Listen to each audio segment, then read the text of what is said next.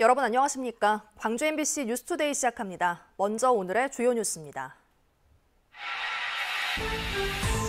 사업이 시작된 지 3년이 지난 민간공원 특례 사업이 속도를 내고 있습니다. 내년 하반기까지 아파트 12,000여 세대가 쏟아질 예정입니다. 전국적으로 유례없는 흉기난동 사태가 벌어지는 가운데 광주에서도 온라인상에 흉기난동 예고글이 잇따라 올라와 경찰에 비상이 걸렸습니다. 조금이라도 싼 이자로 농업자금을 빌리려는 농민들이 대출 사기에 속아 부정대출자로 몰리고 있습니다. 하반기 무서운 타격을 보여주고 있는 기아 타이거즈가 나성범을 중심으로 3위권을 바짝 뒤쫓고 있습니다. 광주 도심공원을 재정비하는 민간공원 특례 사업이 시작된 지 3년이 됐습니다. 훼손된 숲을 되살린다는 긍정적인 효과가 있지만 민간업자 배불려주기라는 비판도 여전한 상황인데요. 민간공원 특례 사업이 어디까지 왔고 남은 과제는 무엇인지 주현정 기자가 짚어봤습니다. 민간업체가 도시공원 전체를 사들여 10% 안팎의 면적의 공동주택을 짓고 나머지 녹지에는 제대로 된 공원을 조성하는 민간공원 특례 사업. 광주에서는 9개 공원 10개 사업지구가 대상입니다. 지난해 신용공원을 시작으로 마르까지 두 곳이 아파트 분양을 마쳤고 중앙공원 2지구와 우남사는 이번 주부터 차례로 견본주택 문을 열고 청약 접수를 받습니다. 3.3제곱미터당 분양가는 협약 당시보다 많게는 500만 원 넘게 올랐습니다. 가장 더디게 진행된 중앙공원 1지구도 최근 아파트 신축 계획 사업이 승인 고시되면서 속도를 낼 수 있게 됐습니다. 월드컵 경기장과 광주 시청자 미디어 센터 일대 두 곳의 아파트 단지가 들어서는데 광주시는 입주 후 교통 혼잡을 우려해 사업자 측에 월드컵 경기장 사거리 일대의 교통 영향 평가를 다시 진행하는 조건을 내걸었습니다. 적정 분양가가 얼마인지, 선분양으로 전환할지 등도 교통 영향성 검증이 끝나야 결정됩니다. 주택건설사업계획 승인 고시를 안 했을 때 오는 시의 부담도 있고 그래서 승인 고시나 하되 그 추진 주체와 함께 교통영향평가 재심의를 합의해서 고시했다는 말씀을 드립니다. 광주 민간공원 특례 사업지 중 가장 큰 규모입니다. 중앙공원 1지구의 공동주택단지 건설을 위한 공사가 한창인데요. 올 하반기 이곳을 비롯해 중해공원과 일곡공원 등의 경비사업도 속속 시작됩니다. 중해공원과 송암공원은 각각 1,300만 원 초반대, 1,150여만 원 수준인 분양가를 재조정해야 한다며 협약 변경 타당성 검증을 신청한 상태, 문제가 없다면 연내 분양이 가능할 것으로 보입니다. 민간공원 특례 사업을 통해 내년 상반기까지 12,380여 세대가 쏟아질 예정인데 부동산 시장에 적잖은 영향이 예상됩니다. 올해 들어 신규 분양에 나선 민간 아파트는 8곳, 이 가운데 3곳이 미달됐고 나머지도 일반 분양 실적이 신통치 않은 것으로 알려졌습니다. 특히 청약 경쟁이 치열했던 단지마저 본계약으로 이어지는 경우가 많지 않다 보니 내 집 장만을 하려는 소비자들은 혼란스러울 수밖에 없습니다. 올 초 그리고 올 하반기에도 상당히 많은 수의 신축 분양들이 예정이 되어 있습니다. 그 와중에 이제 분양가도 상당히 좀 고가로 형성이 되고 있어서 지역 소비자들은 옥석 가래기를 더 심하게 하실 것 같은 그런 예상이 되고 있습니다. 민간공원 특례 사업에다 일반 민간 아파트 물량이 줄줄이 쏟아지면서 미분양 물량이 빠르게 늘고 아파트 거래 절벽이 더욱 심화될 거라는 우려도 나오고 있습니다. MBC 뉴스 주현정입니다. 광주 지역에서도 흉기난동을 벌이겠다는 예고글이 인터넷에 잇따라 올라오면서 경찰에 비상이 걸렸습니다. 범행 예고글에 나온 초등학교는 폐쇄됐고 사람들이 많이 다니는 유스퀘어에는 장갑차까지 동원됐습니다. 보도에 천홍희 기자입니다. 초등학교로 들어가는 문이 굳게 닫혀 있습니다. 학교 안에는 경찰들이 삼엄하게 주변을 경계하고 있습니다. 지난 6일 이 초등학교에서 흉기난동을 벌이겠다는 인터넷 글이 올라왔기 때문입니다. 교육청은 혹시 모를 사태를 막기 위해 인근의 또 다른 초등학교 2곳까지 당분간 방과 후 활동을 전면 중단했습니다. 교직원들이 다 빠져 있는 상태고 근무자들도 전부 다 재택근무 지금 하고 있는 상황이에요. 그래서 일체 외부인 지금 통제된 상태입니다. 광주에서 유동인구가 가장 많은 곳 중 하나인 뉴스퀘어에는 경찰 특공대까지 배치됐습니다. 사람들이 많이 모이는 뉴스퀘어와 광주 송정역 등 다중밀집 지역에는 흉기난동 범죄를 막기 위해 장갑차까지 등장했습니다. 광주경찰청은 하루 200여 명의 병력을 투입해 광주 송정역과 국립아시아문화전당, 뉴스퀘어 등의 순찰을 강화했습니다. 또 인터넷에 올라온 흉기난동 예고글을 바탕으로 광주청은 7건, 전남청은 3건을 수사 중입니다. 경찰이 강도 높은 수사와 예방 활동을 벌이고 있지만 시민들의 불안감은 여전합니다. 많이 불안하죠. 학원뿐만이 아니라 학교 가는 와중에도 그럴 수가 있고 저희가 지금 가는 길에도 사실 자꾸 뒤돌아보게도 되고 좀 소리 하나 큰 거에도 애들도 있다 보니까 그렇게 좀 많이 불안하죠. 전문가들은 최근 흉기난동 범죄는 일면식 없는 불특정 다수를 대상으로 밀집 지역에서 일어나는 점이 특징이라며 흉기난동범을 만날 경우 일단 도망갈 것을 조언했습니다. 불특정 다수인을 상대로 범행을 벌인다는 점에 있어서 일반 시민 입장에서는 무조건 피하시고 경찰이라든가 훈련받은 분들이 조금 더 적극적으로 개입을 해야 되고 경찰이 전술장갑차와 경찰 특공대를 동원하고 특별 치안 활동까지 선포하는 등 유례없는 사태가 이어지고 있는 상황. 경찰은 장난으로 흉기난동 예고글을 올릴 경우에도 공무집행 방해에 해당될 수 있다며 강력하게 형사처벌할 것이라고 밝혔습니다. MBC 뉴스 천홍입니다. 절기상 입추지만 오늘도 찜통더위가 이어지겠습니다. 많은 지역에서 열대야가 나타난 가운데 출근길 무렵부터 후끈한 날씨가 이어지고 있는데요. 오늘 예보된 광주의 한낮 기온 37도로 어제만큼이나 덥겠고요. 광주와 전남 모든 지역에 내려진 폭염경보 역시 여전한 상태입니다. 어제 오후 들어서는 갑작스러운 소나기가 강하게 쏟아지기도 했습니다. 오늘도 마찬가지입니다. 오후부터 저녁 사이 광주와 전남에 예상되는 소나기의 양은 5에서 60mm로 지역별 강수차가 크겠고요. 곳에 따라서는 시간당 30에서 60mm 안팎의 강한 비가 쏟아지면서 100mm가 넘는 비가 내리는 곳도 있겠습니다.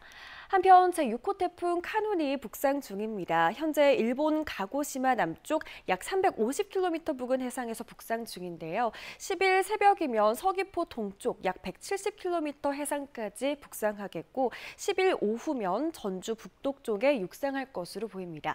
한반도를 관통할 것으로 예상되면서 우리 지역도 직접적인 영향권에 들겠습니다.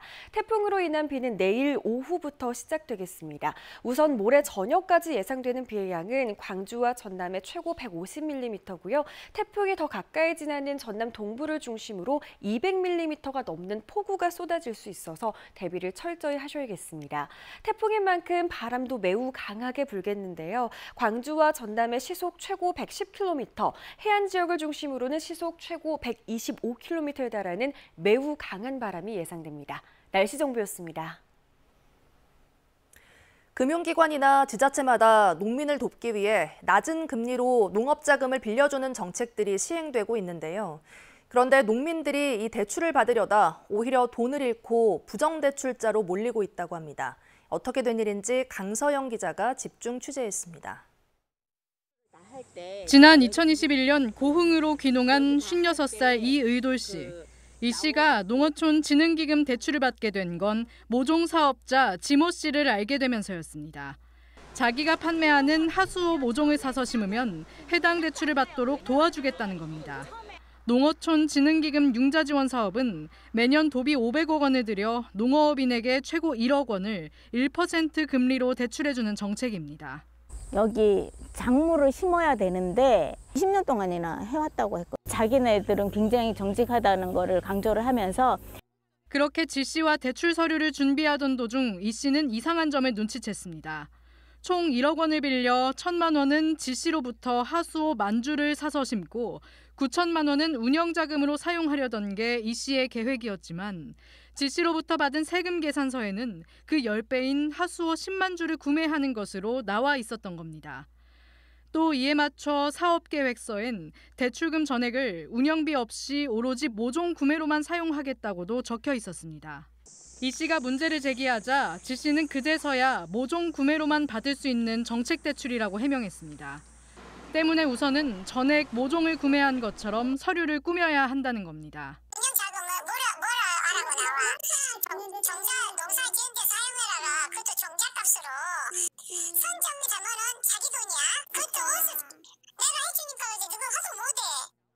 대출 준비 과정 내내 지자체와 지역 농업계와의 인맥을 과시했다는 지 씨. 때문에 이 씨는 마음이 불편하면서도 관행적인 대출 방법이라는 지 씨의 말을 믿게 됐고 대출을 감행했습니다. 든든한 나의 왕백이 있다니까 아무튼 부탁드려요. 그런데 취재 결과 모종으로만 대출받을 수 있다는 지 씨의 말은 거짓으로 드러났습니다. 농업과 관련된 비용이면 1억 원 이내에서 폭넓게 사용할 수 있었던 겁니다. 이렇게 지 씨에게 속아 불필요한 거짓 대출 서류를 제출한 이 씨는 심지어 서류에 맞게 송금 기록을 남겨야 한다는 말에 대출금 전액을 지 씨에게 보내기까지 했습니다. 이런 가운데 이 씨는 고흥군으로부터 가짜 대출 서류를 작성했다며 대출금 회수 조치까지 받아 그야말로 이중고를 겪고 있습니다. 제가 만져보지도 구경도 못한 돈을 X가 줬고 저는 그 돈을 매일 갚아야 된다는 게 매달 갚는 게 제정신으로 살기가 좀 힘들어요. 농어민들의 소득을 보전하고 돕기 위한 농어촌 진흥기금 융자 지원 사업이 금융과 행정에 미숙한 농민들을 대상으로 한 신종 사기에 악용되고 있습니다. MBC 뉴스 강서영입니다. 한국전쟁 당시 민간인이 대거 희생된 이아포 두루교 사건에 대한 미군의 폭격이 사실임을 입증하는 문서가 최초로 발견됐습니다. 하지만 희생자와 유족에 대한 명예회복은 나아진 게 없는데요. 보여주기식 추모 행사부터 개선해야 한다는 지적이 나오고 있습니다. 보도에 김단비 기자입니다. 한국전쟁이 한창이던 1950년 8월 미군 폭격 희생자들의 넋을 기리기 위해 열린 이아포 사건 73주년 추모제. 1시간여 진행된 추모 행사의 절반은 여수시장과 시의회 의원 등 주요 내빈들의 인사였습니다. 추모사는 관계없는 이야기가 줄을 이었습니다. 초등학교 2학년 학생이 63빌딩 같은데 수족관을 왔어요. 그랬더니만 거기서 난 얘기가 아저씨 저거 자연산 맞죠? 그 얘기를 하더라고요. 남면장이신 백동선 면장님 그리고 우리 박영우 이장단 협의회장님 그리고 우리 여천 농협조합장님도 오셨네요. 억울하게 희생된 고인 150여 명의 명복을 빌 때도 유일한 생존자인 이춘혁 씨는 맨 마지막에야 헌화할 수 있었습니다. 주객이 바뀌어버린 보여주기식 행사라는 비난이 나오는 이유입니다.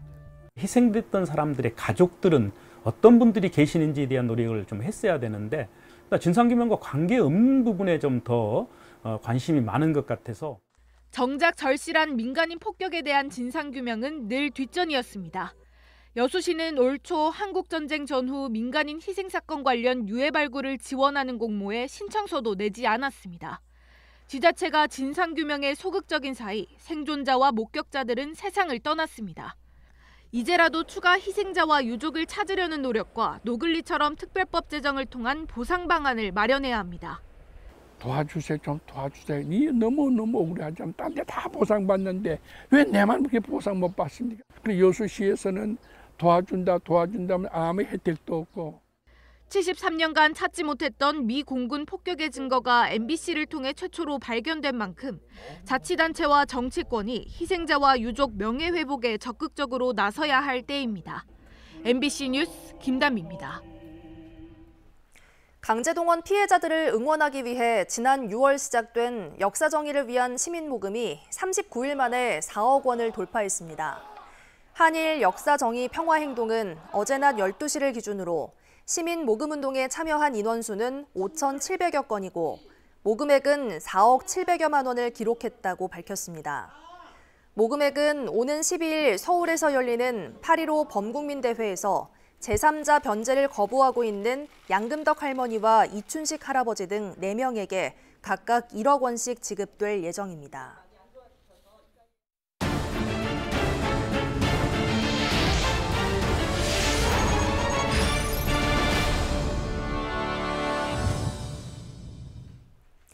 기아 타이거즈가 지난주 타선의 무서운 집중력을 무기로 5할 승률에 복귀하며 3위권 추격에 가속도를 붙였습니다. 요즘은 지고 있어도 질 것 같지 않은 분위기인데요.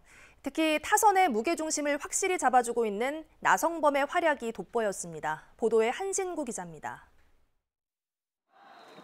경기 초반 0대6으로 끌려가던 지난 1일. 예전 같으면 맥없이 무너질 것 같았지만 한 점 한 점 따라붙더니 경기 막판인 8회 집중타로 5점 비기닝을 만들면서 경기를 가져옵니다.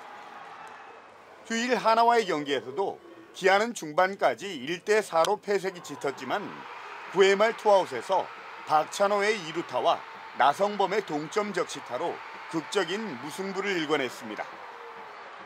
지난주 기아 타이거즈는 4승 1무 1패로 선전하면서 5할 승률을 넘어섰고 3위 KT와 NC에는 2게임 차, 5위 두산에는 1게임 차로 따라붙었습니다. 타선의 집중력이 부쩍 높아지면서 지고 있어도 질 것 같지 않은 분위기의 연속입니다. 박찬호와 최원준, 김도영 등 발빠른 테이블 세터진이 밥상을 차리면 중심 타선이 해결하는 득점 공식이 연일 불을 뿜고 있기 때문입니다. 전체적인 타선이 이제 짜임새가 생긴 거죠. 뭐 시너지 효과를 보고 있다. 내가 아니면 다음 사람이 또 때려낼 수 있다. 뭐 이런 서로 간의 협동심 이런 것도 많이 생기고요.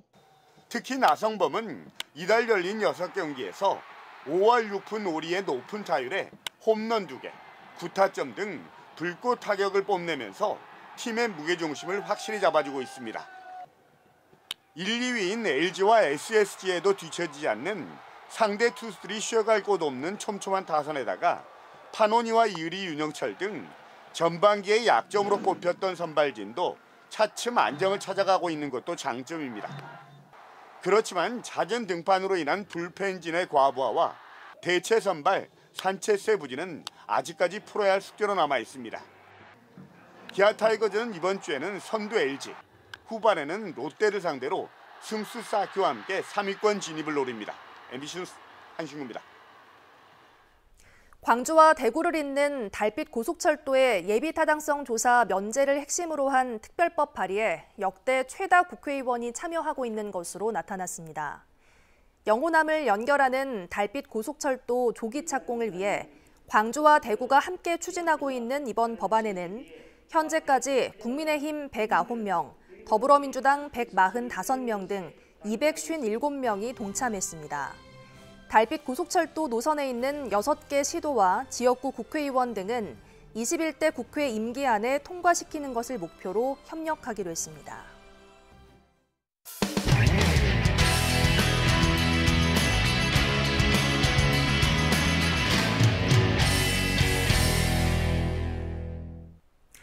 요즘 공직사회를 떠나는 젊은 공무원들이 늘고 있습니다. 일과 스트레스는 많지만 처우는 보잘것없어 공노비라는 자조 섞인 목소리도 나온다고 하는데요. 젊은 공무원의 이야기를 들어봤습니다. 대전문화방송 이승섭 기자의 보도입니다. 30대 공무원 김모 씨는 5년 전 주민센터에서 일할 때 스트레스가 극심했습니다. 대민 업무를 맡았는데 수시로 악성 민원에 시달렸고 민원인에게 폭행당할 뻔한 적도 있었습니다. 나는 왜 이렇게 당연한 말씀을 드리면서까지 욕을 먹어야 하는가. 다른 걸 또 할 수 있는 시기이기도 하고 도저히 안 되겠다. 저녁도 주말도 없이 일하는 날도 잦았습니다. 새벽 2시에 혼자 퇴근하고 자고 다시 퇴근해서 또 새벽 1시에 퇴근하고 그걸 일주일, 2주일 한 적도 있어요. 이렇게 일해도 낮은 연차의 공무원은 박봉에 시달립니다.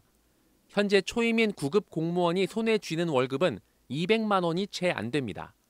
200이 안 되는 정도가 아니고 정말로 최저임금에도 훨씬 못 미치거든요. 근데 그거를 모르고 들어온 사람이 태반이에요. 다른 조직보다 경직되고 폐쇄된 조직 문화도 젊은 공무원들이 적응하기 어려운 요소입니다. 쟤는 뭐 MG, 쟤 일은 잘하는데 유도리 없고 인간관계 없어. 뭐 이렇게 한번 낙인이 돼버리면 그거를 돌이킬 수가 없는 것 같아요. 최근 3년여 동안 대전시에서는 근무 연수가 5년 미만인 공무원 150명이 퇴직했습니다. 이 가운데 일한 지 1년도 안 된 신입 공무원이 3분의 1을 넘었고 근무 연수가 적을수록 그만두는 공무원이 많았습니다. 내년 공무원 임금 인상률이 3% 안팎에 그치자 공무원의 처우 개선을 요구하는 목소리가 커지고 있습니다.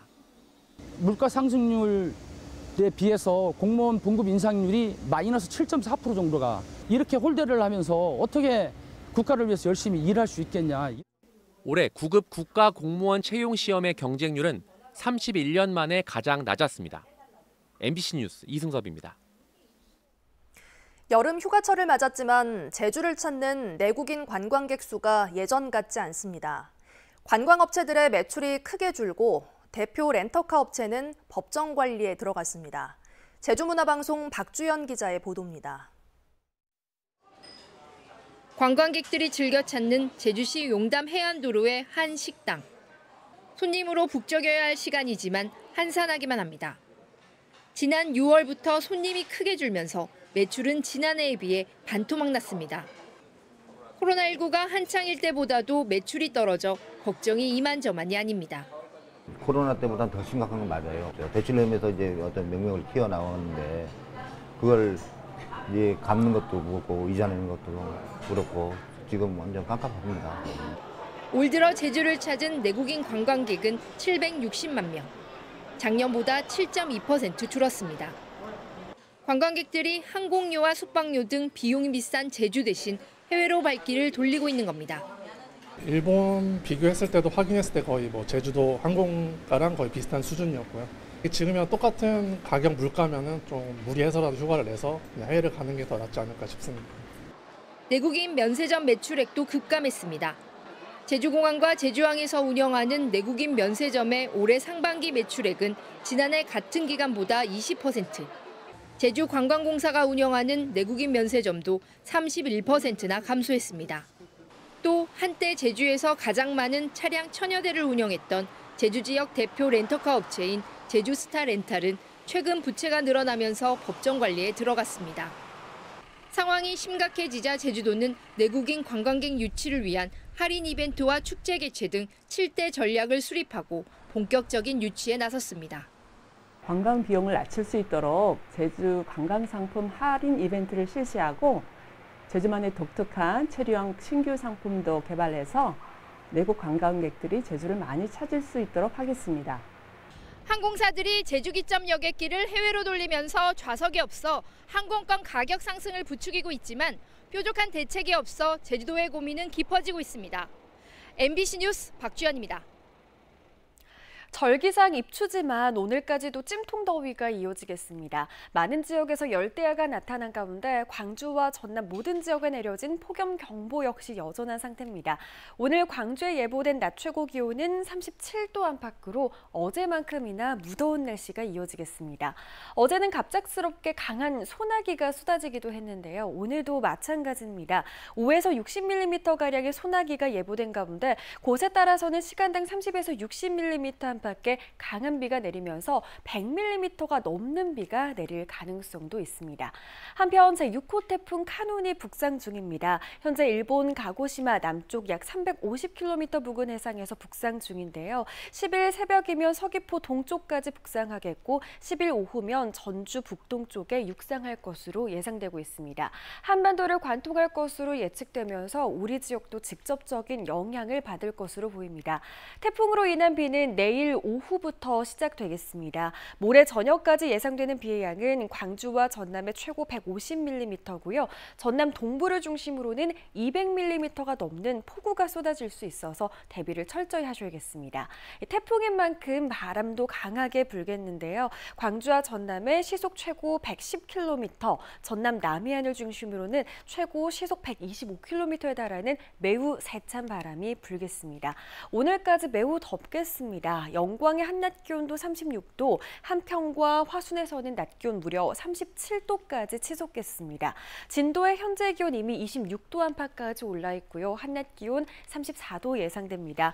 여수의 낮 기온 35도로 해안 지역에서도 무더운 날씨가 이어지겠습니다. 바다의 물결은 최고 2m에서 2.5m로 일겠습니다. 내일부터는 기온이 점차 낮아지겠습니다. 날씨 정보였습니다. 뉴스 마칩니다. 시청해주신 여러분 고맙습니다.